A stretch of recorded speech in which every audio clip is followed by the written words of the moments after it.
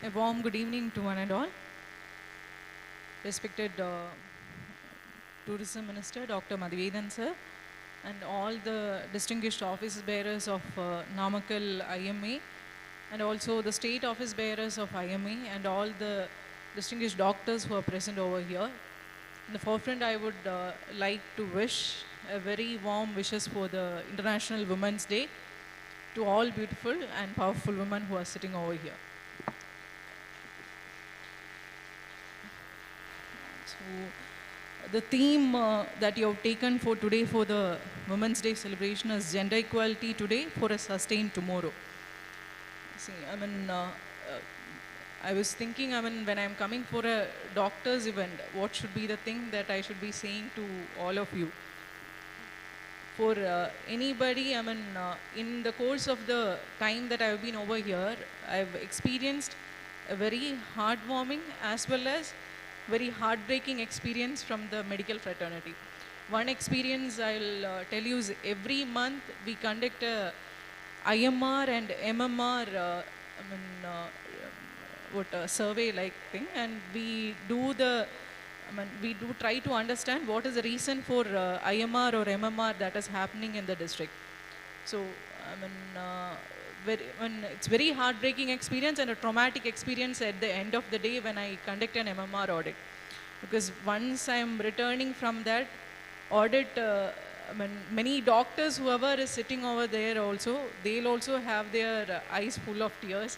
All of us who will be sitting over there will be having an eyes full of tears, because many day we end up seeing the cases where husbands are coming with kids who are just 3 months or 4 months old and standing there and asking me, even after some 5-6 months of the death of their spouse, madam, still I don't know what is the reason for which my wife passed away.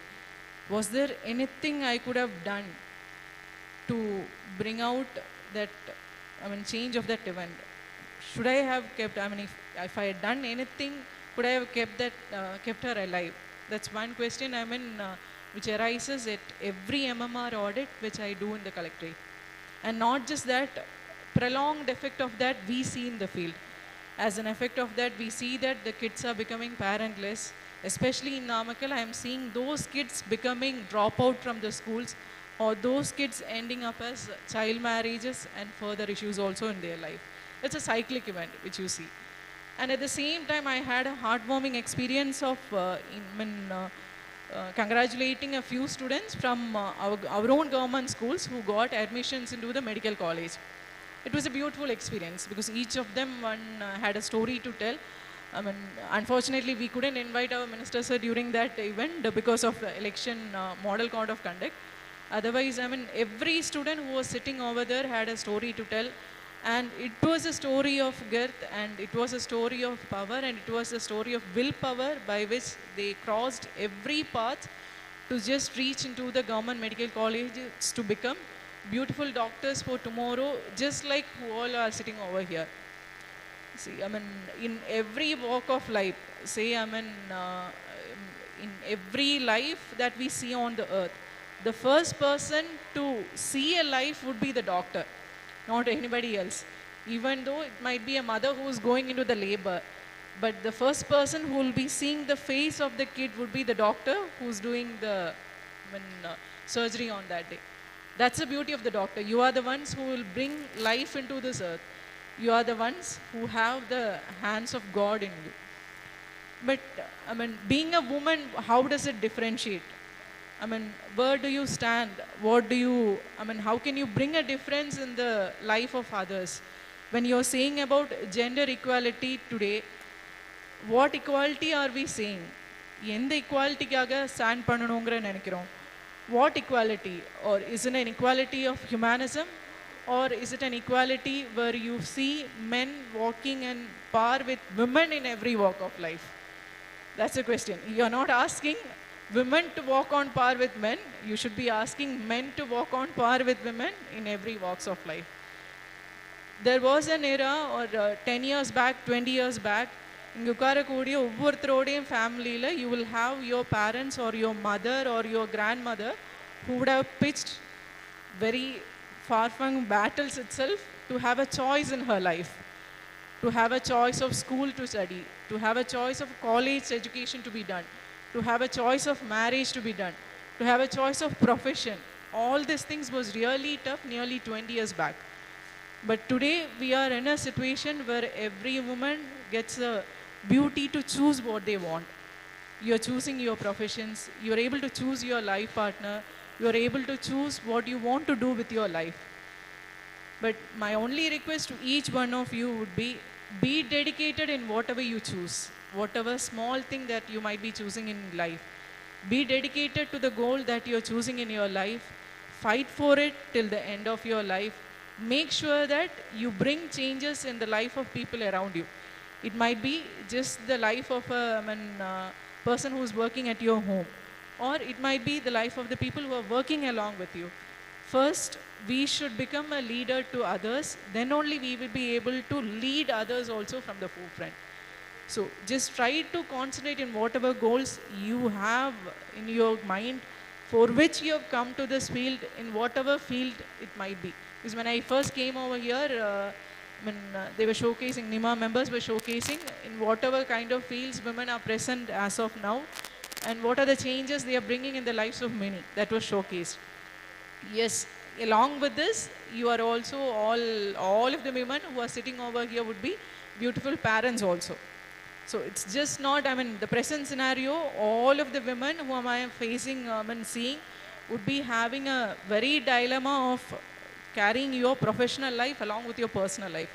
That's a main issue that everybody who's sitting over here would be facing. But yes, you have to make a choice. You have to, when you have to take care of your family, you have to give a rest, take care of the family. Come back to your work. Don't ever be left out from the goal that you have in your life. Come back to it. Come back to the goals that you have. Once you have given your family enough time for it, come back to whatever goal you had in your life.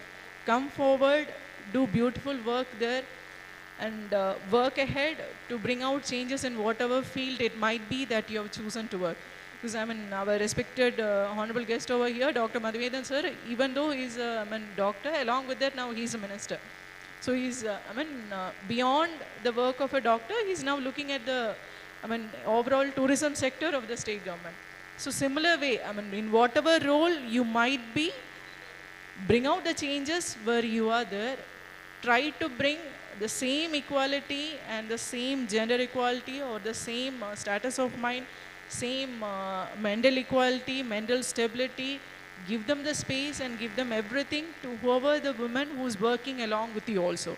So whenever you are bringing a change in your own life, let us take a promise today that I'll ensure that whoever I am meeting on every step of the life, wherever I am, I'll make sure that I'll find a safe haven in whatever way possible for that women whoever I'm meeting on the path of life.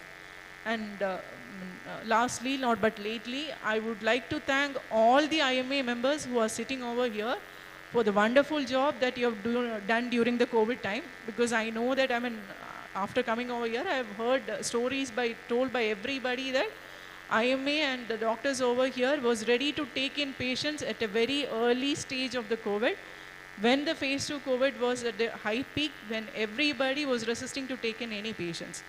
So hats off to all the doctors who are sitting over here who have done a wonderful work. And let's work together, and let's work on the same path to bring out a change in the parts of every woman, whoever we are meeting on the path of every life. Thank you once and all for everybody for inviting me for this function. And once again, I wish you a wonderful International Women's Day wishes also.